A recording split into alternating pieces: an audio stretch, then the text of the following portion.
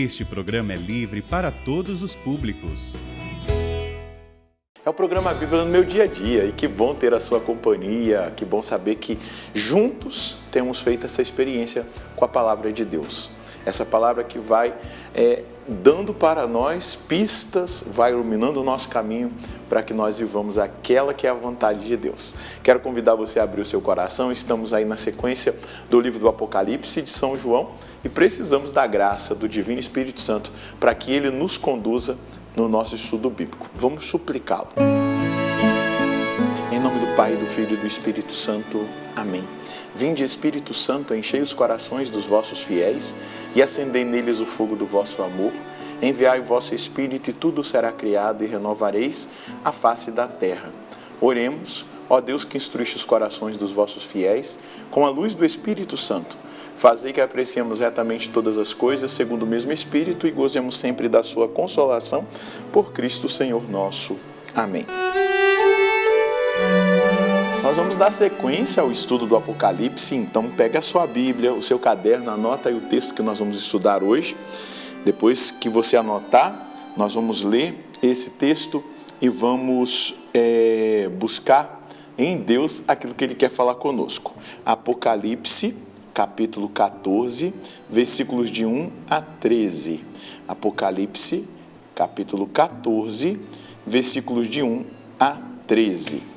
Vamos ler o texto e depois meditá-lo. Depois disso eu vi o Cordeiro, e ele estava de pé sobre o monte Sião, e com ele os 144.000 que tinham o nome dele e o nome do seu pai inscrito em suas frontes. Ouvi uma voz que vinha do céu, parecia o fragor de águas torrenciais e o estrondo de um forte trovão. A voz que ouvi era como o som de músicos tocando a harpa.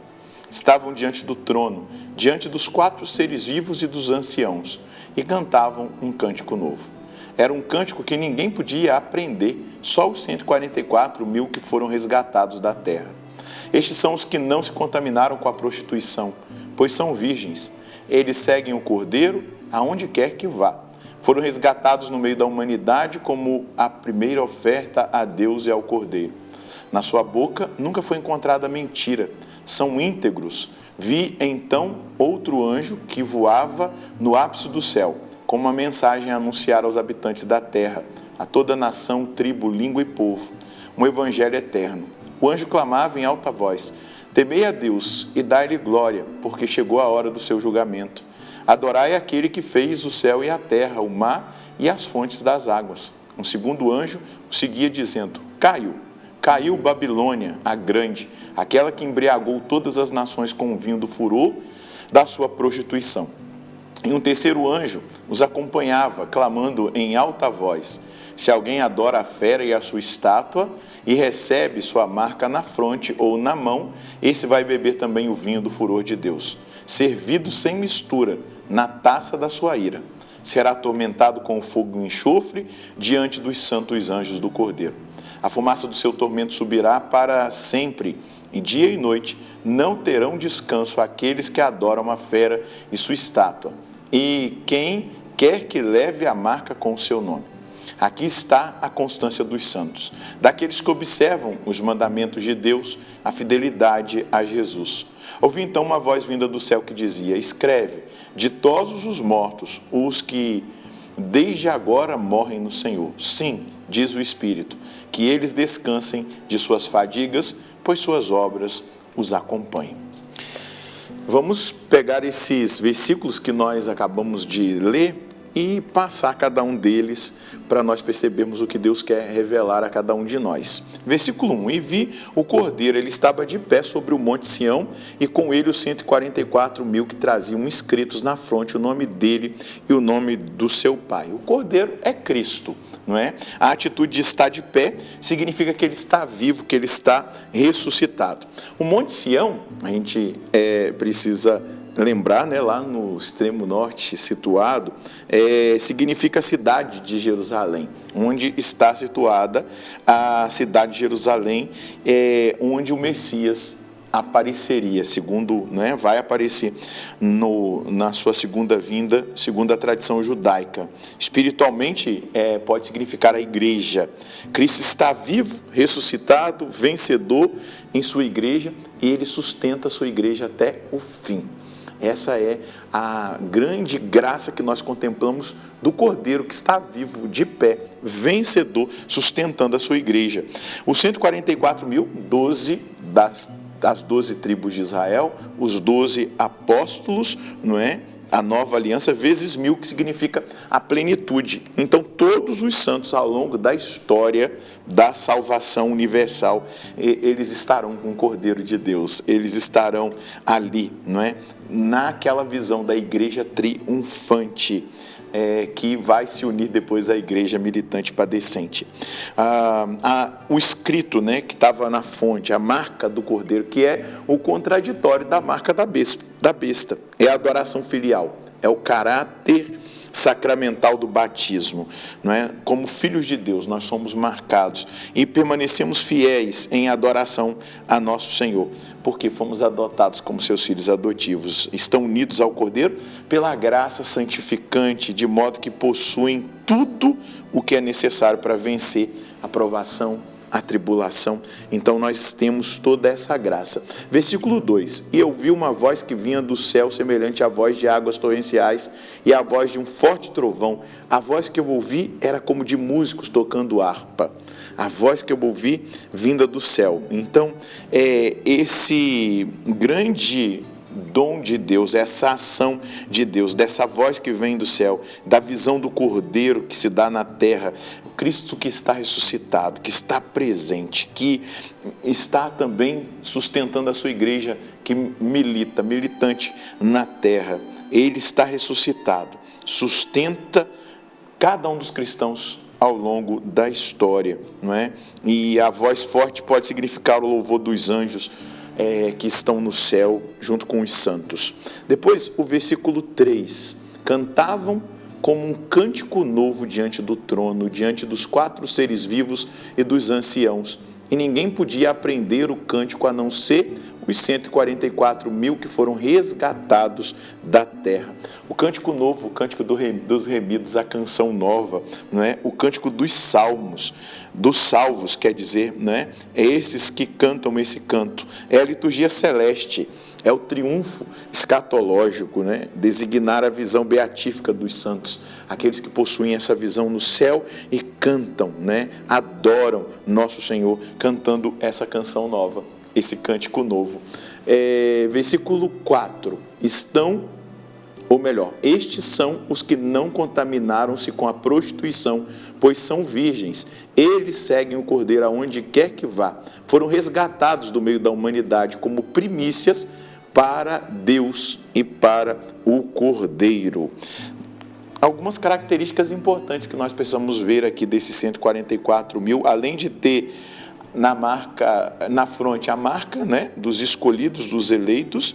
A primeira parte do versículo 4, ele pode ser interpretado literalmente, como se fossem realmente homens e mulheres virgens, não casados, que viveram a vocação celibatária. Mas uma outra interpretação dessa passagem dos virgens é exatamente aqueles que não se contaminaram com as impurezas da Babilônia, as impurezas do mundo, aquilo que o mundo ofereceu. Então, são esses as primícias, no meio da humanidade, aqueles que seguem o Cordeiro de Deus, aqueles que foram resgatados do meio dos homens, isto é, se tornaram santos por meio da redenção realizada pelo Cordeiro, pelo Cristo.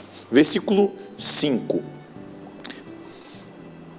Em sua boca não foi encontrado mentira, eles são íntegros. Não foi encontrado mentira, eles são íntegros. Da boca desses santos, desses virgens que não se contaminaram com a prostituição da Babilônia, não há mentira. Não tem qualquer possibilidade deles titubearem na relação com Deus, na relação com os homens, mas também na relação com a verdade revelada. Eles permaneceram fiéis até o fim. Qual é a mensagem que nós podemos colher né, dos textos que nós hoje conseguimos aqui, né, meditar. Nós fomos até o versículo 5, então no próximo estudo nós vamos tentar concluir aqui até o versículo 13. Até o versículo 5, a mensagem que nós podemos tirar é que a graça batismal, a marca indelével que trazemos em nós, nos capacita a vencer todos os desafios e tentações, pois o Senhor nos confiou dons e graças para que sejamos vencedores. Precisaremos perseverar na luta contra a carne, o mundo, o demônio e não ceder espaço na nossa vida para as impurezas do mundo, que aqui no texto é representado pela Babilônia. Viver na verdade, sermos íntegros e santos deve ser a nossa meta. Por quê? Nós estamos vendo que na revelação que Deus deu a São João, são esses que vão viver na presença de Deus, cantando o cântico dos remídios, o cântico dos salvos, aqueles que foram vencedores em todas as situações. E aqui entenda que ser vencedores não é sofrer, não é passar por tribulação, ou até mesmo perder a própria vida dentro da dinâmica do martírio, mas é permanecer fiel. Aqueles que permanecem fiel são os vencedores. Então, lutemos por isso. Vamos rezar? Senhor, nós te agradecemos imensamente por aquilo que o Senhor nos entrega nessa palavra e nos motiva a partir da virtude da esperança, nos levando a uma decisão radical de viver na sua palavra, na sua verdade, de não aceitar qualquer realidade de mentira, de buscar essa vida íntegra, justa, santa, na presença do Senhor, sabendo que tudo é graça. É o Senhor quem vai nos alcançando. Obrigado porque nós somos católicos, nós somos batizados, nós trazemos a marca daqueles que pertencem ao Cordeiro e que sairão vencedores de todas as batalhas que enfrentarem. Que essa graça batismal que nós recebemos e que nós aperfeiçoamos cada vez mais, ela se aperfeiçoa na nossa vida quando nós nos abrimos, quando nós deixamos o Senhor fazer, deixamos o Espírito Santo nos conduzir, que ela nos ajude a vencermos a nós mesmos, a vencer o mundo, as impurezas da Babilônia, mas também a vencer todas as tentações do maligno, para que nós estejamos no meio desses 144 mil que João viu e que são a plenitude dos que venceram. Obrigado porque o Senhor nos faz esse chamado e nos motiva a lutar ainda mais para sermos fiéis até o fim. Muito obrigado, nosso Senhor e nosso Deus. Essa é a grande graça, o grande dom que nós recebemos. Fomos batizados. Eu recebi o dom do batismo, você recebeu o dom do batismo. Agora nós precisamos corresponder com essa marca, viver na vontade de Deus até o fim.